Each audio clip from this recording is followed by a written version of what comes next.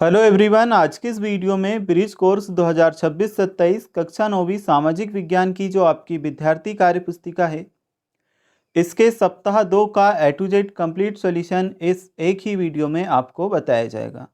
जैसे कि आप देख सकते हो, इस वीडियो में हम आपके सप्ताह 2 का कंप्लीट सॉल्यूशन करेंगे, जिसमें आपका टॉपिक नंबर 4, 5 एंड 6 कवर होगा। ये आपको पेज नंबर 12 से लगा करके तो पेज नंबर 27 तक दिया है। तो चलिए बिना देर किए हम डायरेक्टली आ जाते हैं आपके टॉपिक नंबर 4 पर। पेज नंबर भी आपको बता दूं ताकि आसानी हो, पेज नंबर 12। तो बच्चों पेज नंबर 12 पर हम आ चुके हैं। Topic number 4, topic number 5 and topic number 6, तीनों टॉपिक के आंसर इस एक ही वीडियो में आपको बताए जाएंगे। बस आपको यहाँ से एक एक प्रश्न को अच्छे से समझना है। टॉपिक नंबर 4 में हमें दिया है भारत की भौगोलिक विविधता। भारत की भौगोलिक विविधता से रिलेटेड इस चीज में हम पढ़ने वाले हैं। गतिविधि नंबर 1 हमें दी है। चलिए इसे सबसे पहले समझते हैं, इसके आंसर कंप्लीट करते हैं, फिर इसके आगे के आंसर हम देखेंगे। तो इसमें हमें दिया है भारत उपमहाद्वीप में सम्मिलित भारत के पड़ोसी देशों के नाम दिशाओं के अनुसार लिखिए। पूर्व दिशा में स्थित, बच्चों पूर्व दिशा में बांग्लादेश एंड म्यांमार है, तो दोनों आप लिखोगे बांग्लादेश और म्यांमार। नेक्स्ट है हमारा पश्चिम दिशा में स्थित, पश्चिम में पाकिस्तान है। उत्तर दिशा में स्थित, इसमें आएगा चीन, नेपाल और भूटान। अगला है दक्षिण दिशा में स्थित, तो इसमें आएगा श्रीलंका एंड अफगानिस्तान। ओके, तो चलिए ये जो हमारे प्रश्न है कंप्लीट हुए। इसके बाद हम देखते हैं जो आपका नेक्स्ट क्वेश्चन है, भारत के भौतिक विभाजन। बच्चों ये नीले कलर में मैंने किया है, इससे आप कंफ्यूज मत होना। आपकी बुक में ये जो पॉइंट है काले कलर में दिए हैं, तो ये आपका उत्तर नहीं है, नहीं तो आप इसे उत्तर समझ के लिखने लगो। ऑलरेडी आपकी बुक में ये काले कलर में लिखा हुआ है, तो ये तो आपको समझने के लिए हाईलाइट की हैं चीज़ें। ये जो आपको गतिविधि दी है, यहाँ से आपको प्रश्न के उत्तर को कंप्लीट करना है। भारत के मानचित्र में दर्शाए गए भौतिक विभागों के नाम लिखिए। भारत के मानचित्र में दर्शाए गए भौतिक विभागों के नाम लिखिए। पहले में आप लिखना हिमालय पर्वत श्रृंखला। सेकंड जो आपको दिया है इसमें लिखना भारत का शीत मरुस्थल। थर्ड जो आपको दिया है इसमें लिखना प्रायद्वीपीय पठार, दक्कन का पठार। चलो ये आपका हुआ कंप्लीट। अब हम देखते हैं जो आपका अगला क्वेश्चन है, इसे हिमालय पर्वत श्रृंखला। गतिविधि हमें यहाँ पे दी है, निम्नलिखित खाली बॉक्स में नदियों को पहचान कर नदियों की नीचे नदियों के नाम लिखें। तो देखो करना क्या है, निम्नलिखित खाली बॉक्स में नदियों को पहचान कर नदियों के नीचे नदियों के नाम हमें लिखना है। ये बॉक्सेस दिए हैं। अब इसके नीचे जो नाम हमने लिखे हैं वह कुछ इस तरह से है। सबसे पहला नाम हमने सिंधु नदी, दूसरा लिखा है गंगा नदी, तीसरा ब्रह्मपुत्र नदी और चौथा लिखा है यमुना नदी। तो अब है हमारे पास में अगला क्वेश्चन, हिमालय के 3 मुख्य श्रेणियों में वर्गीकृत किया गया है, हिमादी, हिमाचल और शिवालिक पहाड़ियाँ। तो ये हमारी गतिविधि आ जाती है। चलिए इसे हम सॉल्व करेंगे। देखो सबसे पहले हिमाद्री हमें दिया है, इसे हम मैच करेंगे किससे, माउंट एवरेस्ट से। नेक्स्ट हमें दिया है हिमाचल, तो इसे हम मैच करेंगे नैनीताल से। अगला है शिवालिक, यह होगी निचली श्रृंखला, शिमला को मैच करेंगे हिमाचल प्रदेश से। तो इस तरह से जो आपकी जोड़ी है मैच द कॉलम से कंप्लीट हो जाएगा। यहाँ से आप मैच भी कर सकते हो, देख भी सकते हो। चलिए इसके बाद हम देखते हैं जो आपका अगला प्रश्न दिया है, इसे भारत का शीत मरुस्थल। गतिविधि भी हमें दी है। तो सबसे पहले तो आप यहाँ पे लिखना लद्दाख और नीचे आप लिखना दिल्ली। यहाँ हमें दिया है गंगा के मैदान। तो यह है हमारे पास में गतिविधि। भारत के मानचित्र निम्नलिखित दर्शाई गई नदियों को पहचान कर उनके नाम लिखिए। करना क्या है इस प्रश्न में, भारत के मानचित्र में निम्नलिखित दर्शाई गई नदियों को पहचान कर उनके नाम लिखने हैं। सबसे पहले हमने यहाँ पे लिखा है सिंधु नदी, दूसरा गंगा नदी, तीसरे में लिखा है ब्रह्मपुत्र नदी। चलिए इसके बाद हम देखेंगे जो आपके आगे वाले प्रश्न दिए हैं, इन्हें विशाल भारतीय मरुस्थल। मानचित्र में राजस्थान के पश्चिम में भारतीय मरुस्थल फैला है, इसे थार का मरुस्थल भी कहते हैं। इसमें रेत के टीले पाए जाते हैं। यहाँ पे कुछ गतिविधियां हमें दी हैं, इन्हें हम समझते हैं। छात्रों के छोटे ग्रुप बनवाइए, फिर छात्र आपस में चर्चा कर उत्तर लिखिए। तो क्या है, रेत के टीले का आकार कैसा होता है? उत्तर में लिखेंगे रेत के टीले का आकार अर्धचंद्राकार या गोलाकार होता है। टीले हवा के साथ स्थानांतरित होते हैं क्या? हाँ, टीले हवा के साथ स्थानांतरित होते हैं। नेक्स्ट है, क्या मरुस्थल में जल की समस्या है? उत्तर लिखेंगे हाँ, मरुस्थल में जल की बहुत समस्या है। नेक्स्ट है, टीलों की ऊंचाई कितनी होती है? तो टीलों की ऊंचाई कुल कुछ मीटर से लेकर 100-200 मीटर तक होती है।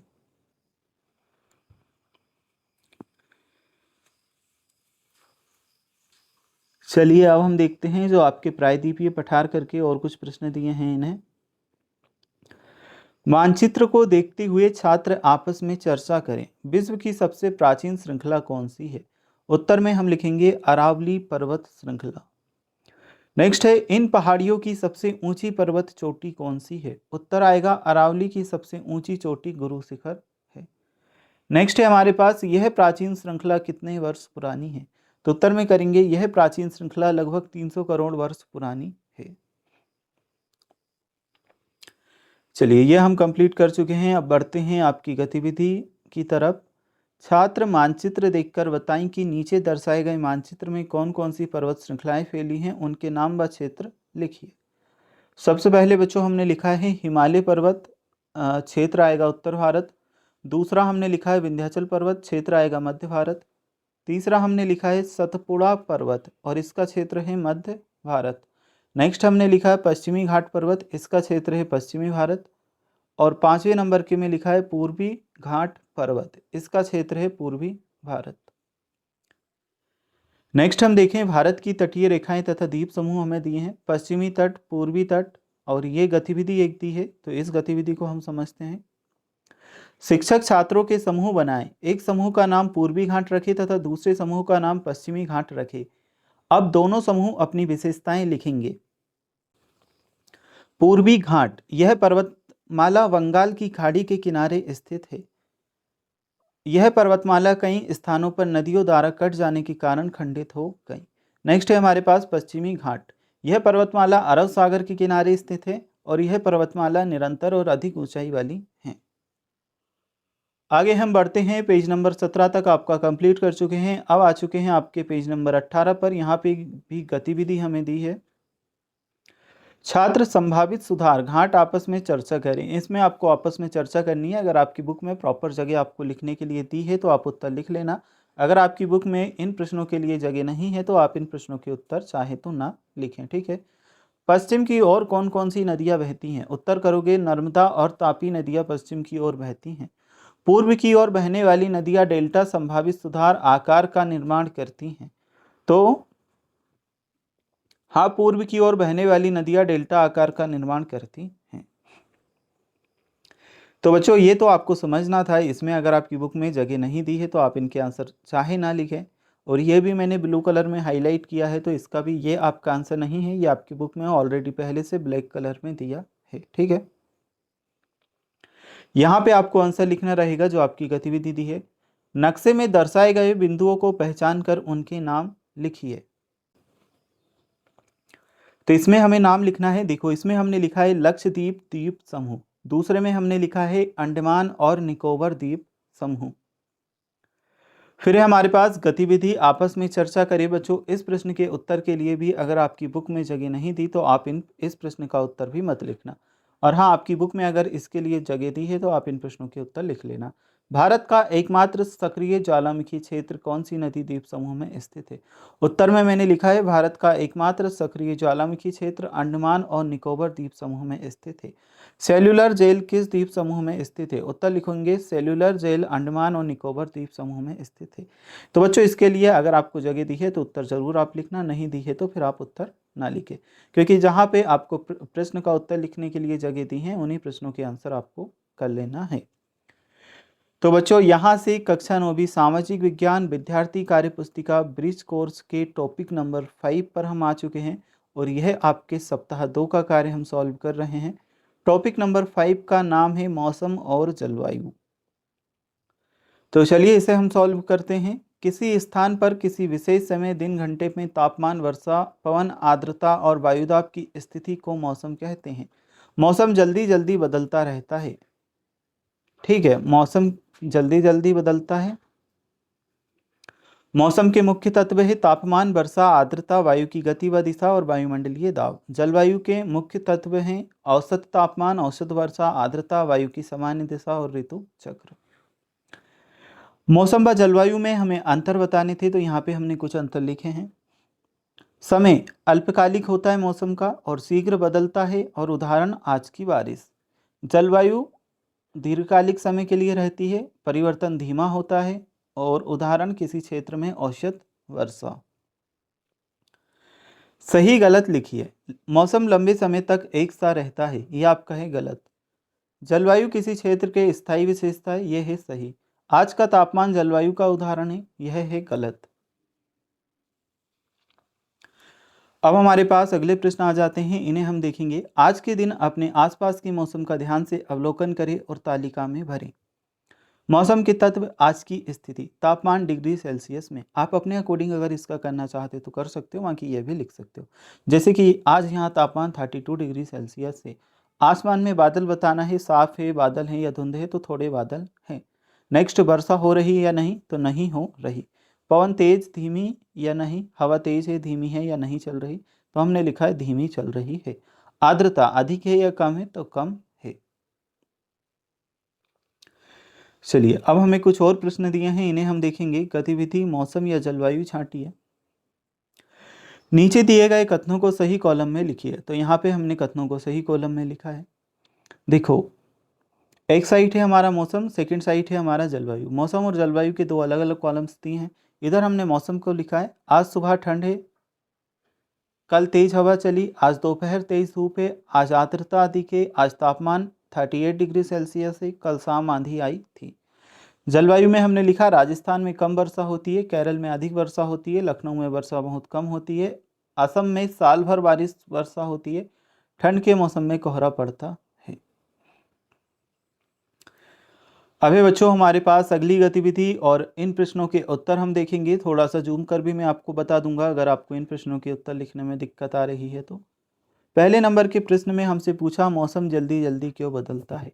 इसके उत्तर में मैंने लिखा है,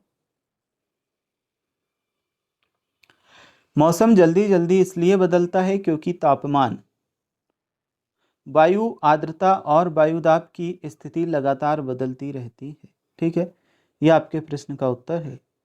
आधा आप यहां से देख सकते हैं और बाकी का आप इधर से लिख सकते हो। ठीक है, सेकंड नंबर का भी हम देख लेते हैं। जलवायु किसी क्षेत्र के जीवन को कैसे प्रभावित करती है। तो इसके उत्तर में हमने क्या किया है, जलवायु किसी क्षेत्र के जीवन को वहां की तापमान, वर्षा, आर्द्रता और वायु की स्थिति के अनुसार प्रभावित करती है। छोटा कर भी आपको बता दूं ताकि आप ऐसे भी लिख पाओ। ठीक है, जैसे भोजन, वस्त्र, आवास, खेती, स्वास्थ्य और जीवन शैली उसी के अनुसार विकसित होते हैं। तो ये पहला और दूसरा दोनों प्रश्नों के उत्तर आप यहाँ से नोट करेंगे। नेक्स्ट है बच्चों, हमारे पास मौसम के तत्व दिया है। ये बच्चों मैंने ब्लू कलर में उदाहरण को हाईलाइट किया है, ये आपको नहीं लिखना। ठीक है, ये आप मत लिखना। ठीक है, आपकी बुक में पहले से ब्लैक कलर में दिया होगा तो ये आपको नहीं लिखना है। अब हम चलेंगे नीचे और नीचे के जो प्रश्न हैं इन्हें सॉल्व करेंगे। ये जो आपको सही गलत का चयन कीजिए ये दिया है, इसे अब हम सॉल्व करते हैं। दाब में परिवर्तन से मौसम बदलता है, तो ये आपका क्या है, सही है। कम वायुदाब वाले क्षेत्रों में साफ मौसम रहता है, ये गलत है। वायुदाब को बैरोमीटर से नापा जाता है, ये सही है। मिलान कीजिए। यहाँ पे हम किस तरह से मिलान करेंगे, फर्स्ट वाले को कम दाब, वर्षा और तूफान से मैच करना है, अधिक दाब साफ मौसम से, और वायुदाब मापी दाब मापन यंत्र। इधर मैंने लिख भी दिया है, यहाँ से आप देख भी सकते हो। अभी हमारे पास में मिलान कीजिए। स्तंभ ए को स्तंभ बी से हमें मैच करना है। तापमान, तापमान को हम मैच करेंगे तापमापी से। नेक्स्ट है हमारे पास वर्षा, वर्षा को मैच करेंगे वर्षा मापी से। अगला है आर्द्रता, इसे हम मैच करेंगे आर्द्रता मापी से। नेक्स्ट है वायु की गति, इसे मैच करेंगे पवन मापी से। ठीक है, फिर है हमारे पास वायुदाब, इसे हम मैच करेंगे वायुदाब मापी से। तो ये हमारे कंप्लीट हो चुके हैं। चलिए इसके बाद हम देखते हैं जो आपका अगला प्रश्न है, जलवायु को प्रभावित करने वाले कारक स्पष्ट व्याख्या। तो यहाँ पे हमें कुछ प्रश्न दिए हैं, इन्हें हम सॉल्व करेंगे। कथन दिया है, सही और गलत बताना है। भूमध्य रेखा के पास अधिक गर्मी होती है, तो ये हमारा है सही। ध्रुवों पर सूर्य की किरणें सीधी पड़ती हैं, यह है गलत। अक्षांश के कारण पृथ्वी पर विभिन्न कटिबंध बनते हैं, यह है सही। गतिविधि मिलान कीजिए। उष्ण कटिबंध, इसे हम मैच करेंगे अधिक गर्मी से। शीत कटिबंध, इसे हम मैच करेंगे अधिक ठंड से। समशीतोष्ण कटिबंध, इसे मैच करेंगे मध्यम तापमान से। इधर मैंने लिख भी दिया है समझने के लिए। तो बच्चों ये हमारा सॉल्व। अब हम देखते हैं जो आपका अगला प्रश्न दिया है, ऊंचाई यानी कि एल्टीट्यूड। ये बच्चों आपकी बुक में पहले से काले कलर में लिखा है, तो ये आप इनके साथ कुछ भी छेड़छाड़ मत करना, लिखे रहने देना, ठीक है। मैंने ओनली ऑन हाईलाइट किया है थोड़ा सा ब्लू कलर में। गतिविधि यहाँ पे दी है, सही और गलत हमें बताना है। ऊंचाई का तापमान पर कोई प्रभाव नहीं पड़ता, तो ये बात गलत है, क्योंकि प्रभाव पड़ता है, तो गलत वाले में हमने टिक किया। नेक्स्ट है बच्चों, पहाड़ी क्षेत्रों में गर्मियों में भी ठंडक रहती है, ये बात सही है। मैदानी क्षेत्रों में तापमान सामान्यतः अधिक होता है, ये भी हमारा सही है। गतिविधि है, मिलान करना है। अधिक ऊंचाई को हम मैच करेंगे कम तापमान से, कम ऊंचाई को हम मैच करेंगे अधिक तापमान से। पहाड़ी क्षेत्र को हम मैच करेंगे ठंडा मौसम से। नेक्स्ट है हमारे पास में गतिविधि, 1-2 वाक्यों में उत्तर दीजिए। ऊंचाई बढ़ने पर तापमान क्यों घटता है? तो उत्तर हम क्या लिखेंगे? ऊंचाई बढ़ने पर वायुदाब कम होता है, जिससे हवा फैलती है और ठंडी हो जाती है, इसलिए तापमान घटता है। पहाड़ी क्षेत्र गर्मियों में भी ठंडे क्यों रहते हैं? क्योंकि पहाड़ों की ऊंचाई अधिक होती है और अधिक ऊंचाई पर तापमान कम होता है। चलिए बच्चों, इन प्रश्नों को सॉल्व करने के बाद में अगले प्रश्न को हम देखेंगे, गणना आधारित गतिविधि। यदि किसी स्थान की ऊंचाई 2000 मीटर है, तो वहाँ तापमान लगभग कितने डिग्री सेल्सियस कम होगा? तो 13 डिग्री सेल्सियस कम होगा, ये आप उत्तर करोगे। चलिए अब हम देखते हैं जो आपके और प्रश्न हैं, इन्हें। गतिविधि यहाँ पे हमें दी है, तटीय क्षेत्रों की जलवायु होती है, कैसी होती है? मध्यम। आंतरिक क्षेत्रों में तापमान का अंतर अधिक होता है। अब हमारे पास में नेक्स्ट गतिविधि, पवनाभिमुख ढाल पर अधिक वर्षा होती है, इसमें हम मैच करेंगे अधिक। नेक्स्ट है, पर्वत वर्षा के वितरण को प्रभावित करते हैं। अब यहाँ पे हमें पवनें दी हैं, इन्हें हम सॉल्व करेंगे। तो ये है गतिविधि, नमी वाली पवनें वर्षा कराती हैं, उत्तर हमारा आएगा वर्षा। शुष्क पवनें मौसम को शुष्क बनाती हैं। चलिए अब हम सॉल्व करेंगे टॉपिक नंबर 6। मानचित्र आपको दिया है क्लास 9th सोशल साइंस, कक्षा 9वीं सामाजिक विज्ञान, ब्रिज कोर्स विद्यार्थी कार्य पुस्तिका के सप्ताह 2 के अंतर्गत टॉपिक नंबर 6 को हम कंप्लीट करने वाले हैं। और टॉपिक नंबर 6 का नाम है मानचित्र। मानचित्र 2 तरह के होते हैं, एक होता है राजनीतिक, दूसरा होता है भौतिक। राजनीतिक मानचित्र में सभी देशों राज्यों की सीमाएं, राजधानी, प्रमुख शहर दिखाए जाते हैं। भौतिक मानचित्र में पर्वत, पठार, मैदान, नदियां, रेगिस्तान, द्वीप, ऊंचाई व गहराई दिखाई जाती है। भारत का मानचित्र यहाँ पर दिया है, जिसमें 28 राज्य व 8 केंद्र शासित प्रदेश के मानचित्र बताएंगे। तो यह है हमारे पास में गतिविधि नंबर 2, इसे हम सॉल्व करेंगे। भारत के मानचित्र पर राज्यों के नाम हमें लिखने थे, तो यहाँ पर हमने भारत के मानचित्र में राज्यों के नाम लिखे हैं। सबसे पहले जम्मू कश्मीर, फिर पंजाब, उत्तर प्रदेश, दिल्ली, असम, राजस्थान, पश्चिम बंगाल, मध्य प्रदेश, ओडिशा, महाराष्ट्र, कर्नाटक, केरल, तमिलनाडु। ठीक है, ये सारे नाम हमने यहाँ पे लिखे हैं। और नीचे हमें ये जो तालिका दी थी, इसमें नाम को अलग अलग लिखना था, तो यहाँ पे हमने कंप्लीट किया है। जैसे कि उत्तर भारत के राज्यों के नाम में लिखा है उत्तर प्रदेश, पंजाब, राजस्थान, दिल्ली। दक्षिण भारत के राज्यों के नाम में लिखा है तमिलनाडु, कर्नाटक, केरल, महाराष्ट्र। पूर्व उत्तर राज्यों के नाम में लिखा है असम, पश्चिम बंगाल, उड़ीसा और मणिपुर। तो बच्चों टॉपिक नंबर 1, 2 और 3 आपका हो चुका है कंप्लीट। अगर आपको इसकी बात के पहले के या किसी और सब्जेक्ट का सॉल्यूशन देखना है, तो आप हमारे चैनल के प्लेलिस्ट में जा कर के देख सकते हैं।